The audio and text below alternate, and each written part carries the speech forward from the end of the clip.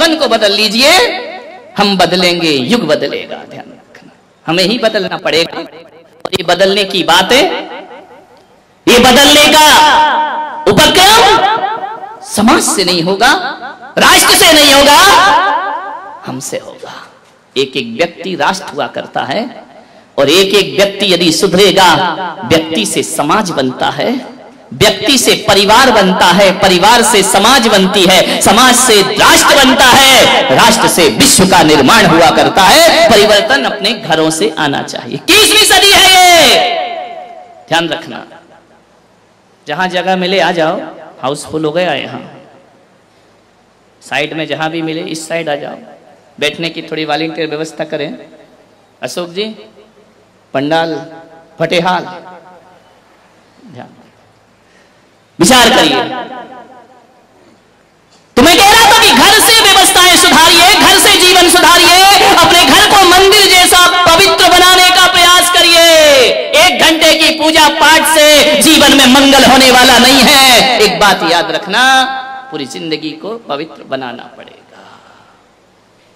बहू ने कहा कि महाराज, हम यदि अपने घर में कुछ करते हैं तो हमारी सासू, हमारे ससुर जी कहते हैं लिमिट क्रॉस हो रही है। हमसे कहा जाता है फ्रीडम ज्यादा मिल गया है, स्वतंत्रता ज्यादा मिल गई है। यह बातें बोली जाती हैं महाराज। और जब यही बातें हमारी ननन जब ससुराल से पीहर आती है ना, तो यही माँ उसे समझाती है कि बेटा ससुराल में कैसे रहना, ससुराल की हुकूमत कैसे करना, ज्यादा सास से दबना नहीं, झुकना नहीं। जिस बातों का विरोध करती है मेरी, वही बातें वो मेरी ननंद को सिखाती है।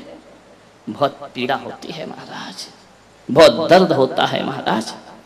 ये दोहरे मापदंड क्यों है हमारी माताओं के बीच में? मैं जानता हूं एक ऐसी सास को, वो मेरे दर्शन करने को आई। मैंने कहा अम्मा जी सुखी हो? अरे बोले सुखी तो हूं महाराज, बस एक दुख है। मैंने कहा क्या दुख है? बोले जो बहू आई है ना।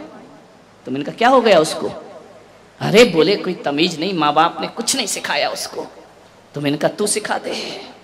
अरे बोले महाराज देखने गए थे, शादी की थी जब तो बड़ी सुशील लग रही थी, 8 बजे तक सो के नहीं उठती है, पूरा घर उठ जाता है, वो सोती रहती है, बड़ों को बड़ा नहीं समझती, छोटों को छोटा नहीं समझती, बड़ी बेरुखी से बात किया करती है। बहुत दुखी हूं महाराज, जब से ये बहू आई है मेरे जीवन में नरक हो गया। मैंने कहा और मामा जी बेटियां कैसी हैं? अरे बेटियां, अरे क्या बताऊं महाराज, क्या किस्मत लेकर आई हूं मैं, क्या पुण्य कमाए थे किस जन्म में। मैंने कहा क्यों क्या हुआ? बोले ऐसे कंवर साहब मिले हैं, ऐसे कंवर साहब मिले हैं। मैंने कहा कैसे मिले हैं? अरे हीरा है हीरा। मैंने कहा कैसा हीरा? बोले बेटी को उठने तक नहीं देता, चाय बना के दे देता है, और जो बेटी कहती है वही करता है। कौन से जन्म में मैंने ऐसे पुण्य कि ये दोहरे मापदंड।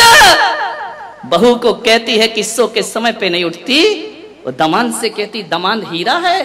बेटी की जुबान पे बात नहीं आती और कंवर साहब पूरा कर दिया करते। पिक्चर दिखाने ले जाते हैं, घुमाने ले जाते हैं, बाहर खिलाने ले जाते हैं। तर गई महाराज बेटियों की तरफ से। तो मैं ध्यान रखना, तू तर नहीं गई, तू मर गई, ध्यान रखना। विचार ये स्थिति हमारे घरों की। बहू के लिए उसी चीज पर पाबंदी और बेटी के लिए उसी चीज की शिक्षा। ये दोहरे मापदंड नहीं चलेंगे, ध्यान रखिए। निवेदन है मेरा, मैं ससुर से और सासुओं से निवेदन कर रहा हूं, दोहरे मापदंड मत रखिए।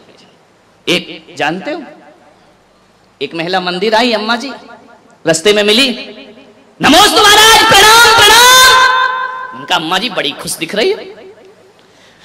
बोले बहुत खुश हूं महाराज। मैंने कहा क्यों? मैंने कहा कितने बच्चे हैं तुम्हारे? बोले 4 बेटियां हैं। 4 बेटियां सुखी हैं?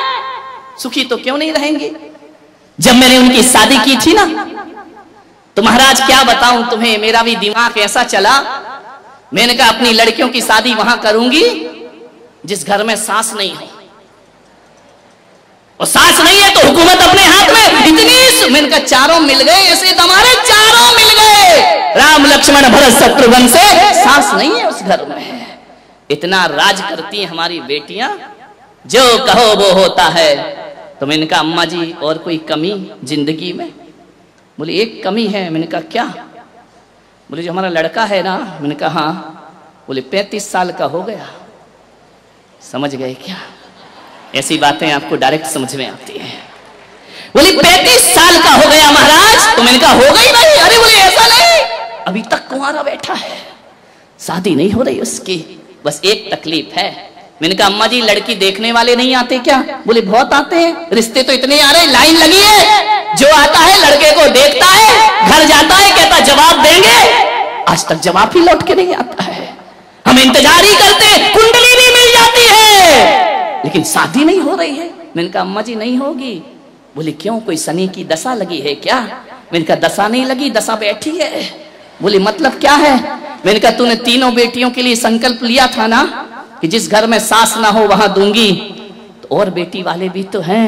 मैंने कहा जब तक तू रहेगी लड़का कुंवारा रहेगा, ध्यान रखना। और जिस दिन तो दुनिया से चली जाएगी उस दिन लड़के के फेरे लग जाएंगे। दोहरी नीतियां मत चलो मेरे भाई, ध्यान रखना। दोहरे मापदंड मत रखिए। बेटी के लिए अलग व्यवहार, बहू के लिए अलग व्यवहार। बेटी 4 दिन को आती है, वीआईपी ट्रीटमेंट मिलता है। बहू 24 घंटे साथ रहती है, 2 दर्जा मिला करता है। क्या बात है कि एक सास 10-10 साल की हो गई बहू, शादी हुए, आज भी उसे बहू ही समझती है, ध्यान रखना। आज तक उसे बेटी नहीं समझ पाई, आज तक उसे बहू का ही दर्जा दिया जाता है, आज तक वो पराया जीवन ही जीती है। मान्यवर आपके घर में नहीं है, मैं आशीर्वाद प्रदान करता हूं, अच्छा घर हो, लेकिन कहानी उन घरों की है जहां बहुएं प्रताड़ित की जाती हैं, ध्यान रखिए। कोई जरूरी नहीं है कि बहू ही सास को प्रताड़ित करती हो, सास भी कुछ कम नहीं है मेरे भाई, ध्यान रखना। ये भी बहुओं को बहुत उलाहने दिया करती हैं।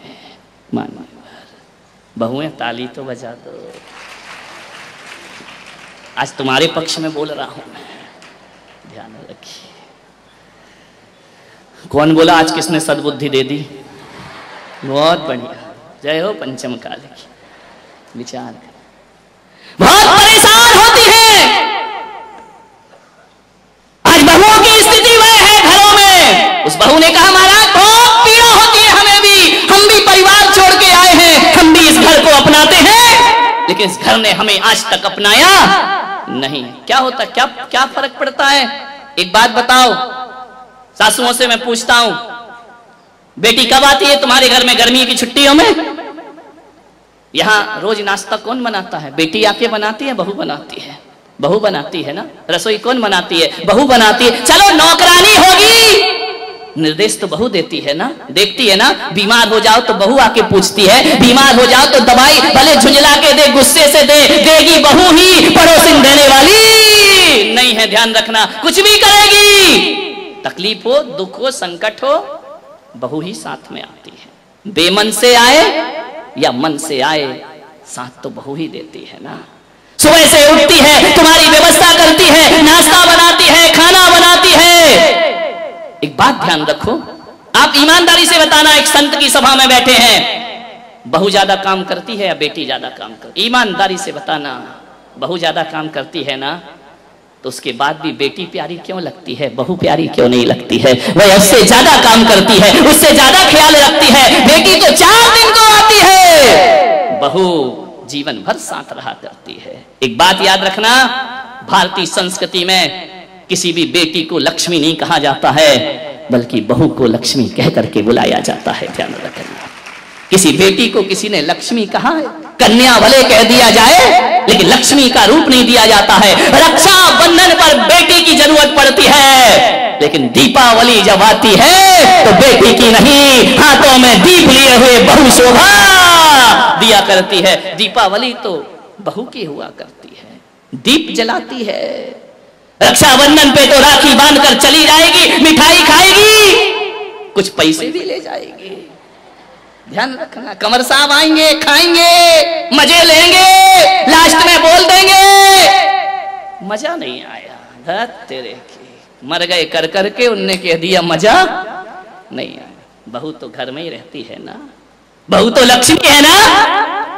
आज तक किसी बेटे की आरती किसी माँ ने नहीं उतारी होगी, लेकिन बहू जब घर में आती है तो सास को दीप लेकर उसकी आरती उतारना पड़ती है। बहू मंगल है, बहू शुभ है, बहू लक्ष्मी का रूप है, बहू सरस्वती का रूप है। जब वह बहू घर में आती है तुम्हारे वंश को अंश प्रदान करती है, और जब उन्हें संस्कारित करती है तो यही बहू सरस्वती का रूप हो जाया करती है, ध्यान रखिए। और यही बहू लक्ष्मी का रूप हो जाती। बहुओं को लात मारना यानी लक्ष्मी को लात मारना के समान पाप हुआ करता है, ध्यान रखिए। बहुएं तो घर की शोभा होती है, प्राण होती है। बहुएं ना हो तो तुम्हें कोई दादी कहने वाला नहीं मिलेगा, तरस जाओगी, ध्यान रखना। नानी में तो नाना नाना नाना लिखा है, दादी में तो दे दे दे दे दे लिखा हुआ है। मानिए जितने भी रिश्ते हैं,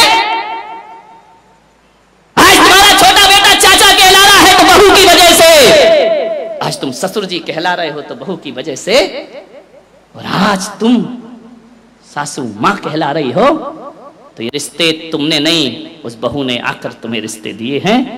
और तुम्हारे वंश के अंश को यदि बढ़ाया है तो बहू ने बढ़ाया है, किसी बेटी ने तुम्हारे वंश को आगे नहीं। बहू ध्यान रखना,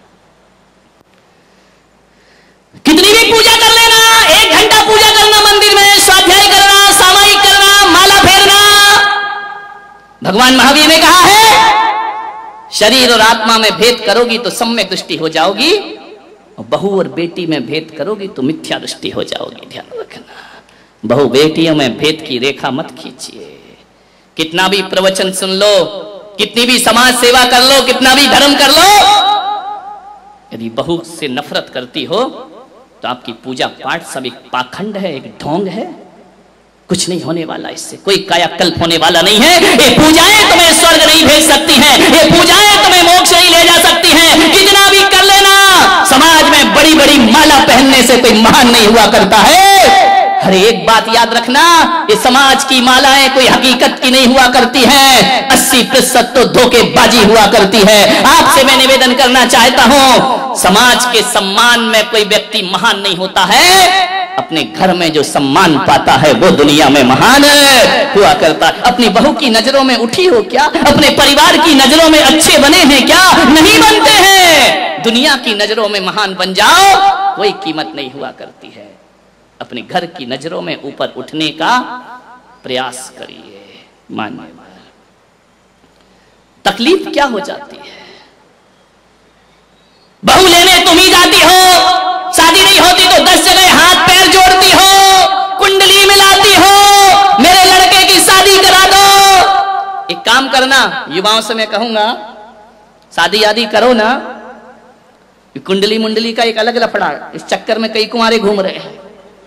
मैं आपसे इतना ही निवेदन करूंगा कि अब की बार कुंडली मिलाओ तो अपनी मत मिलाना, है ना।